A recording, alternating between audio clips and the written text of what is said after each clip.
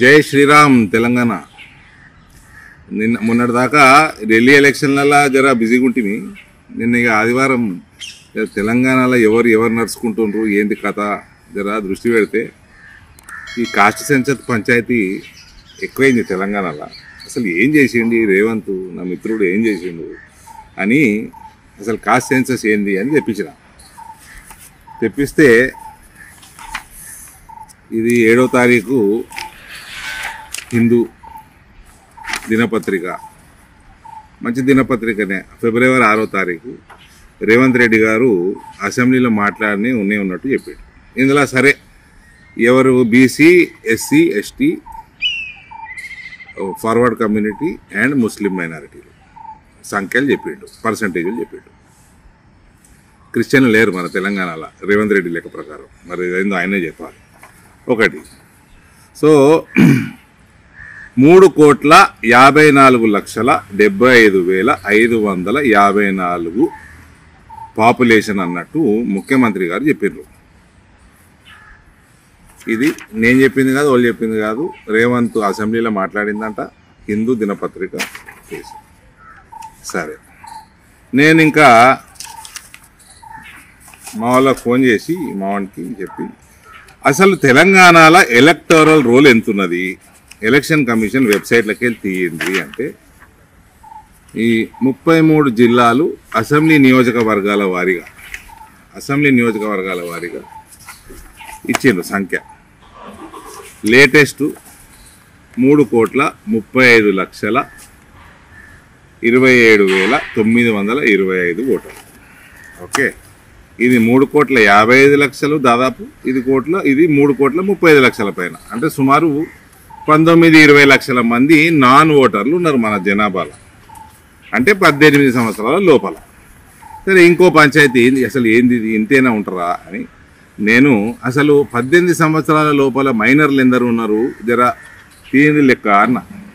So Telangana రాష్ట్ర ప్రభుత్వం యొక్క పోర్టల్లోకి వెళ్ళి తీస్తే 0 నుంచి 6 సంవత్సరాల లోపల ఉన్న పిల్లలు 38.99, అంటే 39 లక్షల మంది పిల్లలు ఉన్నారు 6 సంవత్సరాల లోపల. 6 నుంచి 18, ఇది 6 సంవత్సరాలు, అది 12 సంవత్సరాలు, అంటే దీనికి డబల్ ఉండాలి సుమారు, అంటే 80 లక్షలు ఉండాలి. సరే, తక్కువ పట్టుకోరు, 60 లక్షలే పట్టుకోరు, అంటే దాదాపు 1 కోటి మంది పిల్లలు నాన్ ఓటర్లు ఉన్నారు. అంటే జనాభా ఎంత కావాలండి? 335 ఓటర్లు 1 కోటి మంది, ఇది 435 కంటే తక్కువ జనాభా ఉండదు. ఇదో సర్వే కాదు, ఇదో మన్ను కాదు, సూలకుట్ల సర్వే చేసినాం రేవంత్. ఒకటి. రెండవది, ఈ కులం పంచాయతీ మొదలుపెట్టింది దీంతో చేసి నా కులం పెద్దది, నీ కులం పెద్దది, ఈ పంచాయతీ ఎక్కడున్నా కూడా భారతీయ జనతా పార్టీలో ఉండకూడదు. మన నాయకుడు, మన ప్రధానమంత్రి నరేంద్ర మోడీ ప్రధానమంత్రి కాకంటే ముందు ఆయన ప్రధానమంత్రి అభ్యర్థిగా వచ్చినప్పుడు నాకు గుర్తున్నది, దేశవ్యాప్తంగా హోర్డింగ్లు వచ్చినాయి, ఆమె హిందూ నేషనల్ అని. భారతీయ జనతా పార్టీలో పనిచేసుకోవాలంటే, ఈ దేశం భవిష్యత్తును కాపాడాలంటే, హిందూ రాష్ట్రాన్ని నిర్మించాలంటే నా కులం హిందుత్వం, నా కులం భారతీయ తత్వం తప్ప వేరేది ఉండదు. ఇది ఎవరన్నా భారతీయ జనతా పార్టీల కులాల గురించి మాట్లాడితే అది భారతీయ జనతా పార్టీ హైకమాండ్ సహించదు, సహించకూడదు కూడా. ఢిల్లీలో ఏమైంది? సిటిజన్షిప్ అమెండ్మెంట్ యాక్ట్ వచ్చినప్పుడు ఆజాదీ అని కూడా తిరిగారు కదా. వాళ్ళందరినీ హిందువులందరూ ఒక్కటై దౌడ మీద ఒకటి వీక్తే దౌడ పనులన్నిటికీ ఆజాదీ వచ్చింది. అందులో కేజ్రీవాల్ గాని పనులు ఉన్నాయి, సిసోడియా గాని పనులు కూడా ఉన్నాయి. అందులో దౌడ పనులు. కేసీఆర్ కులం చాలా పెద్దదని ముఖ్యమంత్రి అయిందండి. కేసీఆర్ కులం సంఖ్య ఎంత అండి? 1% ఉంటుంది, కొద్దిగా అటు ఇటు ఉంటుంది.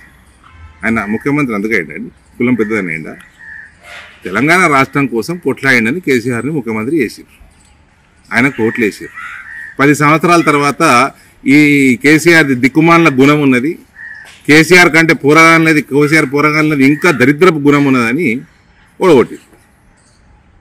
ఇక్కడ కులం కాదు, గుణం ముఖ్యం రాజకీయాలలో. ఇంకోటి, ఈ బీసీలు 46%, ఓసీలు 13%, ఎస్సీ 17%, ఎస్టీ 10% పైన, మైనారిటీలు సుమారు 13%. ఇవన్నీ 100 అయిపోయినాయి. క్రిస్టియన్లు లేనేలేరు అంటుండు రేవంత్. సరే, ఇవన్నీ 100% అయిపోయినాయి. ఇది ఒఫీషియల్గా వచ్చింది బయటికి. ఈ కులాల వారీగా నెంబర్లు ఒఫీషియల్గా రాలేదు. ఈ లీకులు ఏంది? దమ్ముంటే రేవంత్ ఏదైతే లీకులు ఇస్తుండ్రో, మీరు ఇస్తుండ్రా, ఆ కేసీఆర్ ఇస్తున్నాడా, టీఆర్ఎస్ వాళ్ళు కలిసి చేపిస్తున్నారా, ఇదంతా రాజకీయము, బీజేపీ వాళ్ళు బుట్టలు పడుతుండ్రా, తెలిసి పడుతుండ్రా, తెలియక పడుతుండ్రా, కావాల్సుకొని పడుతుండ్రా, ఇదంతా తెలవాలంటే ఒఫీషియల్ చేయండి నెంబర్లు. గంట సేపట్లో అవి తప్పని రుజువు చేస్తా. గంట సేపట్లోనే ఇప్పుడు లీక్లలో వచ్చేటి అన్నీ. కాబట్టి రాజకీయాలలో రాష్ట్రానికి కానీ దేశానికి కానీ కులం కాదు, గుణం ముఖ్యం. భారత్ మాతాకి జై.